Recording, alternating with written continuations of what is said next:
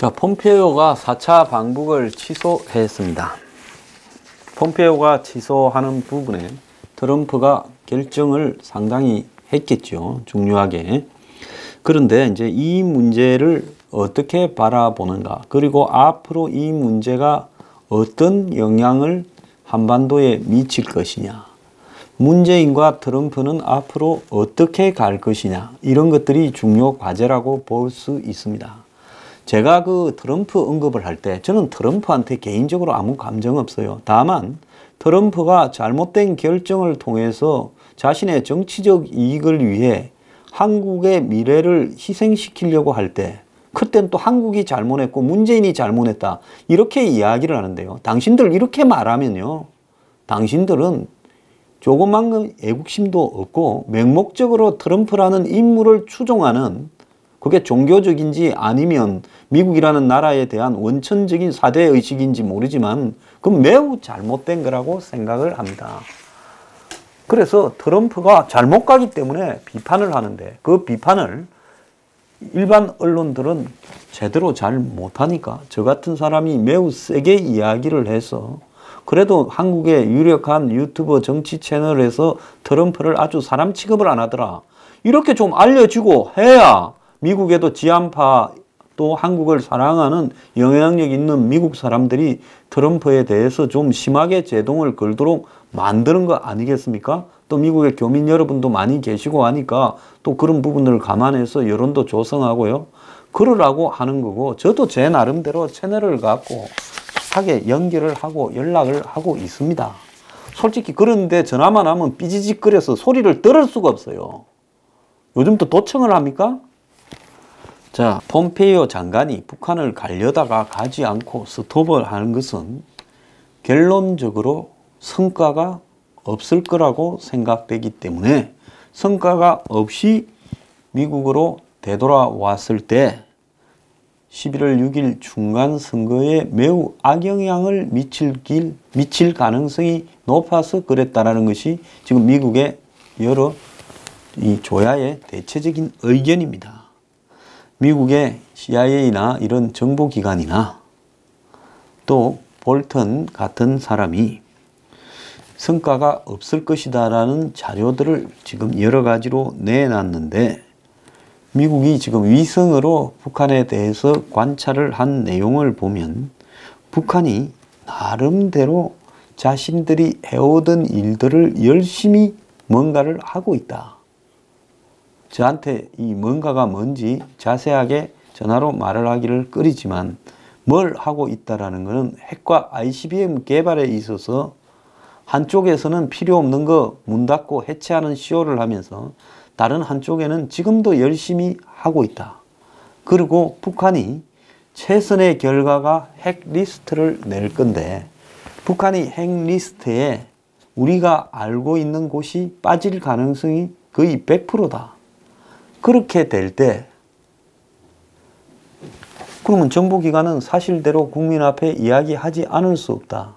아무리 뭐 미국의 대통령이 힘이 세다 해도 정보기관이 대통령 궁이 맞춘다고 거짓으로 내놓은 부분을 그거 거짓이다, 실제로 더 있다라고 말하지 않았을 경우에는 미국은 공무원들이 한국의 통계청장처럼 저렇게 움직여지지 않습니다. 한국도 잘 안 움직여졌으니 잘 움직이라고 또 겁주고 있지만은요, 미국은 더 하지요. 그래서 그렇게 될 경우에 트럼프가 온팍 뒤집어 쓰는 수가 나오게 되고, 그러면 중간선거에 치명타가 될 수 있다는 겁니다. 지금 트럼프 입장에서 봤을 때는 미국의 경제가 요즘 좀 살아나고 있는 것은 사실입니다. 그렇게 된 상황에서 공화당이 지금 민주당하고의 이 경쟁에서 민주당이 한 7% 안팎으로 이기고 있는 수치가 유지되고 있는데, 민주당이 이 총선에서, 아니 중간선거에서 이겼다고 주장하려면 적어도 한 12, 13% 정도를 유지해야 가능하다는 겁니다.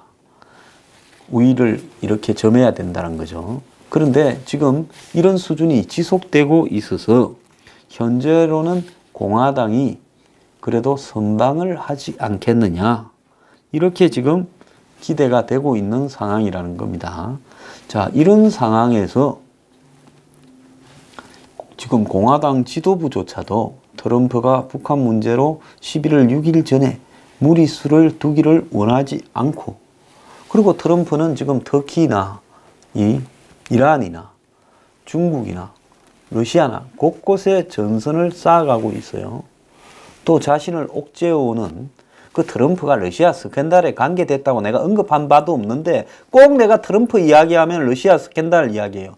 내가 러시아 스캔들 이야기 하나도 한 바 없어요. 트럼프의 측근들이 트럼프의 개인 의혹, 포르노 배우들한테 돈을 줬다라는 의혹에 대해서 진술을 하고 있다라고 이야기를 했을 뿐입니다. 이것도 트럼프가 선거 이기지 못하면 심각하게 번져갈 수 있는 소지가 있는 부분이에요.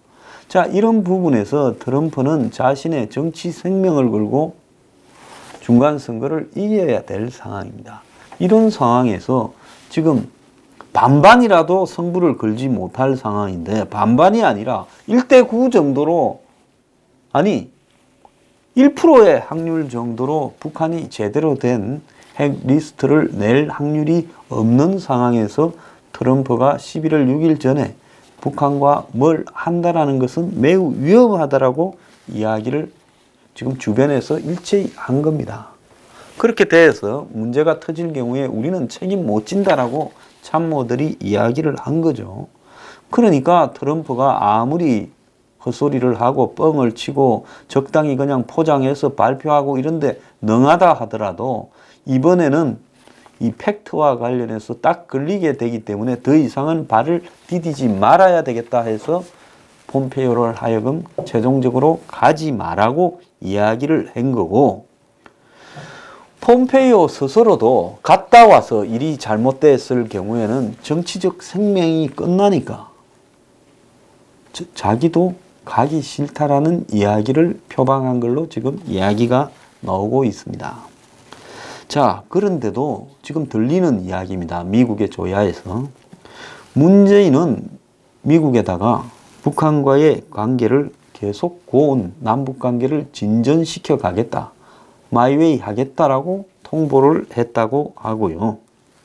그래서 미국에서는 상당히 황당해하고 있다라는 이야기까지 나오고 있고, 그 문스트라다무스가라고 불리우는 문정인이 9월 12일, 13일 양일간의 3차 정상회담이 평양에서 열린다고 또 예고를 했습니다. 구구절이 끝난 직후지요. 자, 문정인은 이 미국에 지금 있답니다. 미국에서 강연을 여러 군데 다니고 사람을 접촉하려고 했는데 이제 미국 언론들이 문정인을 별로 커버하지 않고 있다라고 이야기까지 나오고 있어요. 월스트리트 저널이 문정인은 한국 대북 정책의 비밀 병기라고 이렇게 이야기를 했는데, 진보적인 의제를 미국의 구미에 맞게 설득할 수 있는 마당발이다, 이렇게 보도를 했다고 합니다. 자, 월스트리트 저널은 보수 매체인데 어떻게 지금 미국의 주요 언론들이 상대를 하지 않는 문정인에 대해서 이렇게 보도를 하느냐. 그래서 제가 맨날 무슨 CNN이나 워싱턴 포스트나 뉴욕 타임즈 인용한다고 저를 항상 시비 거는 사람이 있는데 저는 그렇게 하지 않습니다. 월스트리트 저널은 명백하게 보수 매체인데도 이렇게 오보를 내기도 하는 겁니다. 그래서 미국이라는 사회가 허술한 구석도 상당히 많다라는 겁니다. 지금 들리는 이야기로는 문재인 측이 트럼프 측에 이제 당신들을 시키는 대로 우리가 다 따라서 못한다, 이렇게 하면서 남북 관계가 잘못되면 책임을 미국에 전가하려고 하고 비판을 하려고 한다라는 이야기까지도 지금 들리고 있습니다. 좀 기가 찬 이야기지요. 자, 그런데 지금 한미 간에 이 주한미군 분담금을 놓고 회의가 되고 있는데, 미국이 이제 전략자산 전개비도 넣자면서 주한미군 방위비 분담금을 대폭 정액할 것을 한국한테 요구하고 있고, 작전 지원 비용도 신설 항목으로 넣자라고 이야기를 하고 있습니다. 그래서 이 금액을 둘러싼 한미 간의 지금 충돌이 지속되고 있는데 이 부분 또한 한국 정권이 미국의 의도를 충족시켜줄 가능성이 없기 때문에 나중에 큰 화근이 될 가능성이 있다고 봅니다. 청와대는 지금 개성공단에 있는 남북연락사무소에 대해서 북한의 입장을 기다리는 중이라면서 사실상 8월 중에 개소하겠다라는 큰 소리 치던 입장에서는 한 발짝 물러갔다라는 겁니다. 그러면서 청와대는 북한의 입장을 기다리고 있다라는데, 자, 이 개성공단 연락사무소는 한국만 개설하는 게 아니라 북한하고 같이 개설하는데 북측이 이 문제와 관련해서 변화된 상황에 대해서 어떻게 인식하고 이 표현을 할 건지를 기다리고 있다고 이야기를 하고 있습니다. 자, 북한은 방북 취소, 폼페이오 방북 취소 사흘째 입장을 내놓지 않고 있고 지금 미국이 이렇게까지 나올 거라고 생각하지 않고 있다가 미국이 한 칼을 들이미니까 지금 입을 딱 다문 채 사흘째 장고에 들어갔다는 겁니다. 그래서 개성공단 연락사무소는 이 문제와 연결되어서 지금 떠내려 가고 있고 시진핑이 구구절에 이제 방북을 안 하면서 미국의 구미를 맞춰주는 척 하면 다시 6.12 미북 정상회담이 5월 말에 취소됐다가 금방 복원된 것처럼 또 뭔가가 될 수 있는데 그렇게 될지는 좀 지켜봐야 됩니다. 왜? 그때하고 다른 것은 그때는 트럼프가 북한 문제를 가지고 점수를 크게 따기 전이지만은 6.12 미북 회담으로 일단 점수를 따버렸기 때문에 이제는 까먹을 점수만 있지 더 딸 점수가 없다고 봅니다. 트럼프는 북한과 관련해서 이미 자신이 딸 수 있는 최대의 점수를 따버렸기 때문에 이제는 북한과 더 진전이 되면 북이 채권자처럼 채무자 트럼프를 향해서 뭘 내달라 해내라고 요구를 하지 미국이 북한에 뭔가를 더 얻어내기는 어려운 상황일 거다. 그러면 미북 정상회담은 11월 6일 미국 중간선거에 뭔가를 한번 잘 넘겨보자라고 하는 정치적인 일종의 쇼에 불과했다는 겁니다. 그러면 11월 6일이 끝나면 어떻게 될 것인가? 제가 봤을 때 11월 6일 중간선거에서 공화당이 이기게 되면 이제는 북한에 대해서 끌려가지 말자라는 이야기가 더 강하게 나올 거라고 보고 있습니다. 미국의 자기 대선이 언제 있습니까? 2016년 11월 달에 있었으니까 2020년 11월 달에 있지 않습니까? 그러면 지금부터 이제 트럼프가 작년에 2017년 1년차, 올해 이제 2년차 임기가 진행되고 있는데 11월 달 선거가 끝나면 딱 절반을 한 겁니다. 4년 중에서요, 2년을. 그러면 2년이 남았으니까 2년 동안에 여러 가지 일들이 벌어질 수 있으니까 2년을 북한 문제를 끌고 가면서 뭔가를 해결한다는 것은 쉽지 않을 거라고 보고 있을 거라고 봅니다. 그러면 트럼프의 특징은 오늘 아침에 조선일보 김대중 칼럼에 보면 트럼프는 편 가르기의 명수다. 문재인의 대북 저자세에 대해 조만간에 담도직입적으로 물을 것이다. 미국 대 중국, 러시아의 이런 대결 구도에서 한국이 어느 쪽에 설 것인지 트럼프가 요구할 가능성이 있다라고 이야기를 하고 있습니다. 자, 한미 관계가 결국은 미국 이익 우선주의자인 이 트럼프와 또 북한, 중국의 이렇게 친화적인 문재인 사이에서 11월 6일 중간선거까지는 공통점과 교집합을 찾아볼 수 있었지만은 중간선거가 끝나면 그 교집합이 있겠는가? 그러니까 지금 트럼프의 선거 목적이 문재인의 친북 친중을 허용했지만은 이제 그 인내의 결말이 지금 다가오고 있습니다. 자, 곳곳에서 이 문제를 둘러싼 폭탄이 터질 가능성이 있어요. 자, 이 북한산 석탄 반입 문제를 놓고 또 연락사무소 설치를 놓고 또 미국이 반대하는 남북 간의 도로 철도 연결과 또 북한에 대한 대북 경협이나 각종 인도적 지원을 놓고 문재인에 대해서 미국은 건수별로 다 제동을 걸고 있습니다. 심지어 북한산 석탄 문제를 처리하는 방법을 보면 일부러 폭로를 통해 가지고 보여웨이를 통해서 폭로시켜서 궁지로 몰아가는 아주 고도의 수를 쓰고 있습니다. 자, 이런 상황에서 앞으로 어떤 상황이 벌어질 거냐. 자, 미국 관리들은 북핵 협상이 실패할 경우 군사 경제 정보 압박을 총동원해야 된다라고 이야기를 하고 있습니다. 그래서 이 북한이 지금 협상에서 실패했다라는 상황이 드러날 경우에 군사적 경제적 대북 압박을 강화하고 새로운 방식의 정보전 활동을 전개해야 된다. 이렇게 말을 하고 있습니다. 게리 세이모 전 백악관 국가안보회의 대량살상무기 조정관은 미국이 취할 수 있는 유일한 옵션이 핵 억지력이다라고 이야기를 하면서 북한이 핵무기를 보유하지 않는 최상의 상황이 가능하지 않다면 미국은 보복 위협을 통해 핵무기 사용을 방지할 수밖에 없다. 그러니까 이 핵 억지력을 등장시켜야 된다 이야기를 하고, 로렌스 코버 전 국방부 차관 역시 북한이 핵을 포기하지 않으면 미사일 방어 체계 등 억지력을 동원해서 군사적 압박을 강화해야 된다 이야기를 하고 있습니다. 결국은 미사일 방어 MD라는 부분이지만은 상대가 핵을 탑재한 미사일을 쏘는데 그걸 요격하는 것만으로 핵 억지력이라고는 보지 않습니다.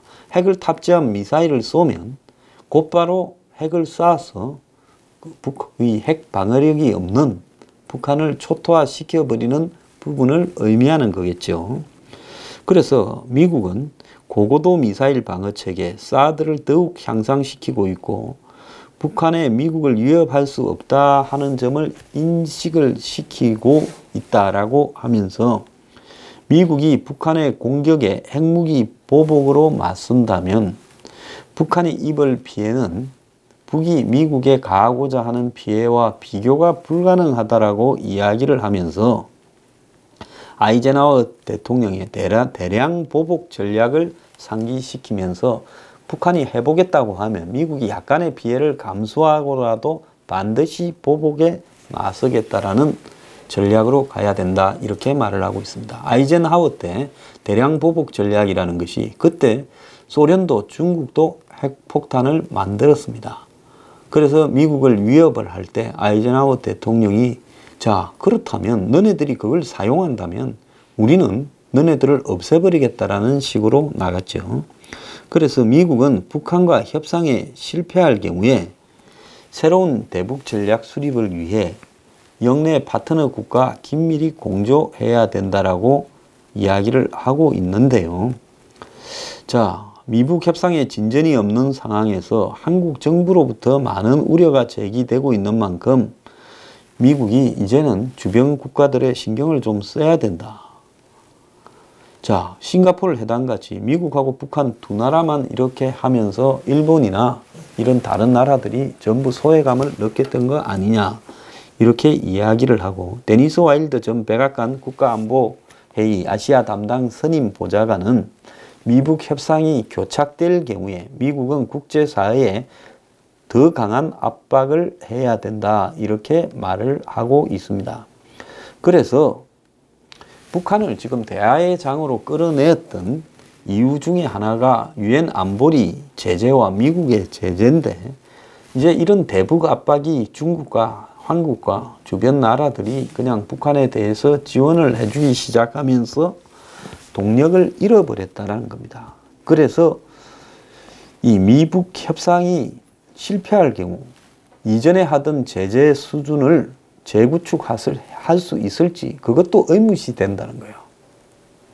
이미 뚝이 터져버렸기 때문에 이런 부분에 있어서 중국이 이제 미북 협상이 깨어질 경우 미국에 대해서 협조를 하면서 북한을 경제적으로 제재하겠느냐는 거죠. 자, 브루스 베넷 랜드 연구소 선임 연구원은 북한이 핵을 포기하지 않으면 북한 주민을 상대로 정보전에 들어가야 된다 라고까지 이야기를 하고 있습니다. 자, 여기서 이제 중요한 것은요, 한국 사람들의 의식입니다.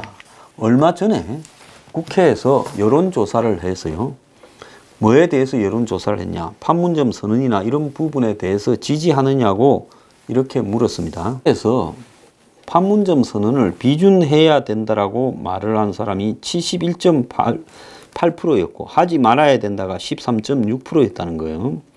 자, 그래서 이걸 가지고 표결 처리를 하니 어쩌니 하는데요.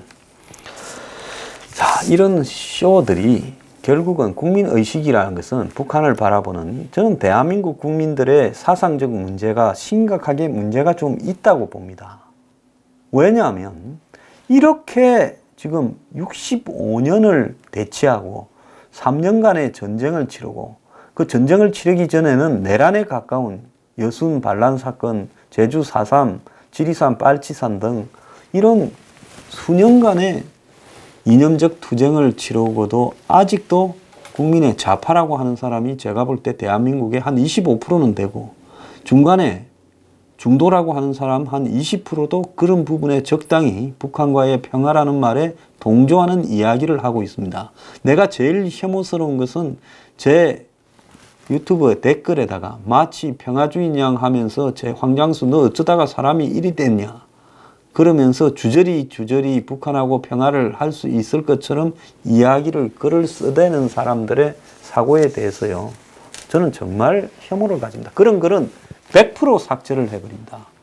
차라리 나는 친북이다라고 주장하는 사람이 솔직하다고 생각을 하지 합리적인 척하면서 그런 주장을 늘어놓는 인간들에 대한 혐오가 제가 매우 강합니다. 그래서 이 비가역적인 부분은 우리가 아주 조심을 해야 돼요. 한번 써버리고 나면 되돌릴 수 없는 문제에 대해서는 갈 것이냐 말 것이냐에 대해서 정말 고민을 해야 돼요. 이게 마치 무슨 아이돌 추종하듯이 분위기에 따라서 흥분해서 박수 칠 일은 전혀 아니고, 고향에 따라서 박수 칠 일도 전혀 아니고, 민주당 지지자냐 한국당 지지자냐에 따라서 박수 칠 일도 아니라고 생각을 합니다. 자, 지금 이 문재인의 친북 드라이브는 머지않아 끝이 납니다. 제가 끝이 난다고 예언을 수차례 하지 않습니까? 미국이 원하는 요건을 아무리 트럼프가 장사꾼이라도 김정은이 충족할 수 없습니다. 북한은 아직도 제일 모르는 부분이 뭔가 하면요, 미국이라는 나라가 트럼프 하나를 구워 삼는다고 문재인을 통해서 그게 되는 나라가 아닙니다. 트럼프가 북한에 쌈겼다 하더라도 미국이라는 나라의 시스템이 북을 거부하게 돼 있습니다. 지금 북한이 가지고 있는 방법이나 여태까지 해오던 습관, 이 북한의 습관이라는 부분은요, 매우 무서운 겁니다. 절대 북한이 가진 저 행태들을 북한은 고치지 못합니다. 그 버릇을 가지고 남쪽을 대하고 미국을 대합니다. 그러면 미국은 이런 부분에 한 2번은 쏟겠죠. 알고도 쏟고, 또 트럼프 같은 사람은 저런 사람 미국에 참 희귀한 종류예요. 미국의 대통령이 되거나 한 상원의원쯤 되는 사람 중에 저런 류의 인물이 되는 일은 거의 없습니다. 매우 희귀한 행태로 되었는데 그가 할 수 있는 부분은 지금이 다라는 거죠. 싱가포르 미북 정상회담을 통해서 쇼하는 게 트럼프에 다른 겁니다. 자, 이제 이거는 끝이 났고, 결국은 9월 달에 구구절이나 무슨 시진핑 방문이나 북한에 지금 쇼들이 진행될 건데, 이제 문재인이 9월 12일이나 3일쯤에 북한을 방문하는가가 관건입니다. 이런 상황에서 문재인이 북한을 방북해서 김정은을 설득을 해서 김정은이 정말로 양심에 가득 찬 핵 리스트를 트럼프한테 제출할 리가 있겠습니까? 결국은 이런 부분이 안 될 거예요. 그러면 어느 시점에서 이제 판이 깨질 가능성이 있어요. 북한은 언제 판을 깨려고 하겠습니까? 11월 6일 선거까지 협조를 해주고 끝난 뒤에 판을 깨겠습니까? 선거 전에 판을 깨보겠다고 나서겠습니까?